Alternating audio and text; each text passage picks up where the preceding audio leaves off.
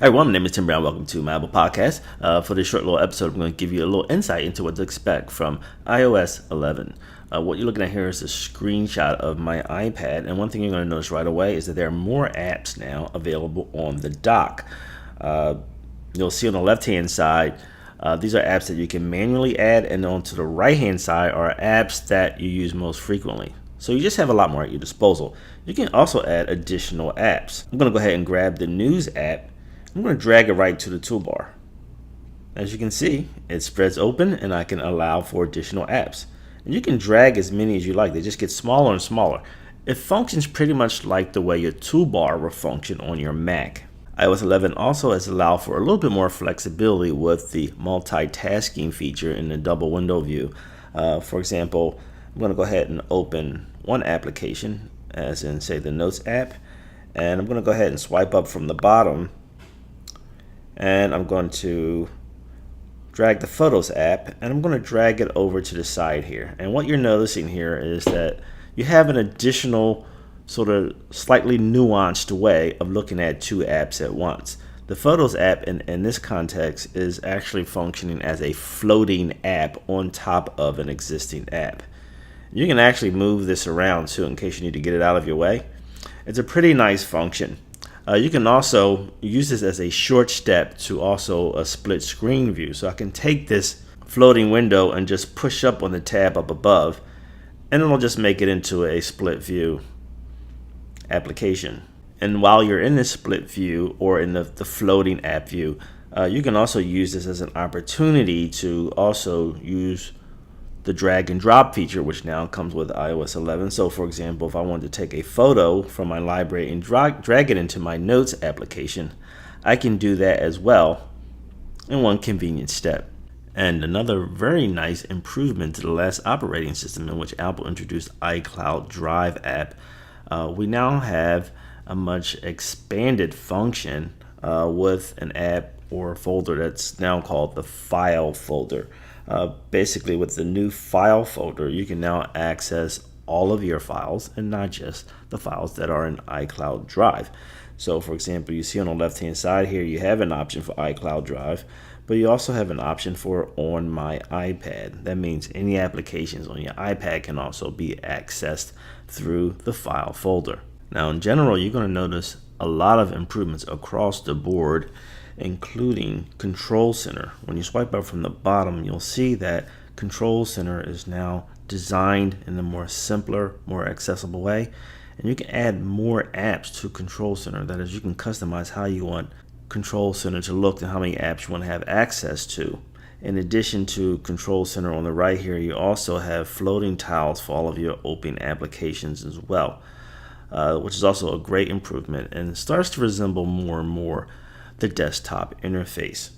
But what I want to do here though is focus a little bit more on Control Center, because as I mentioned, you can customize this. So for example, let's go ahead and go to Settings.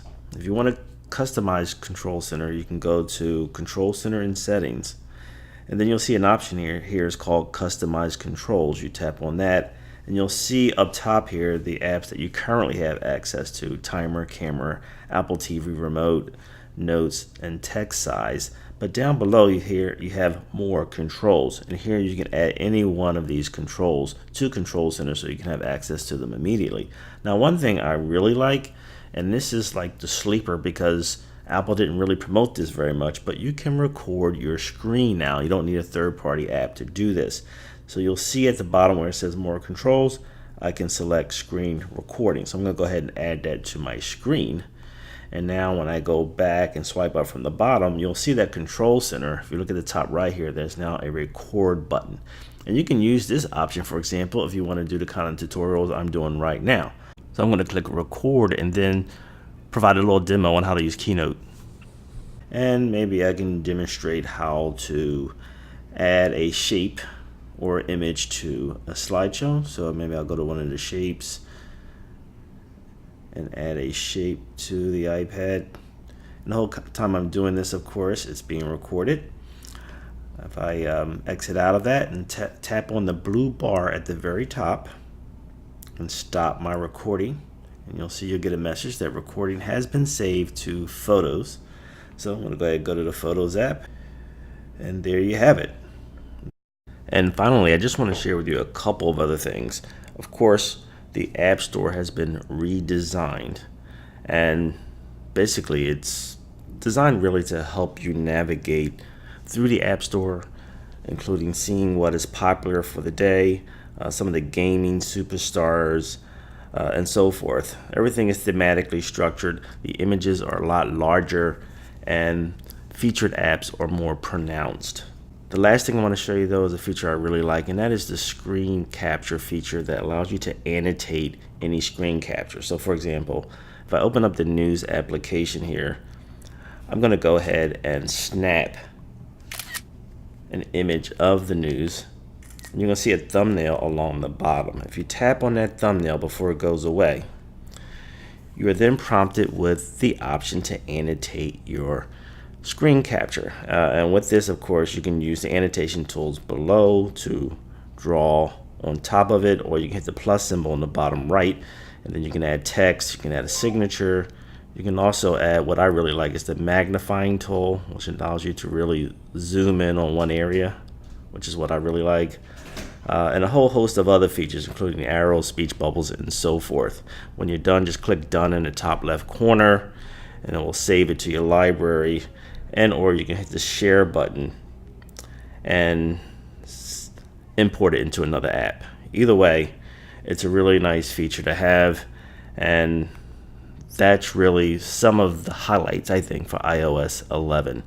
If you haven't downloaded the beta and you want to wait, you got a lot to look forward to. This is Tim Brown. Thanks for tuning in to another episode of my Apple Podcast. Check me out next time.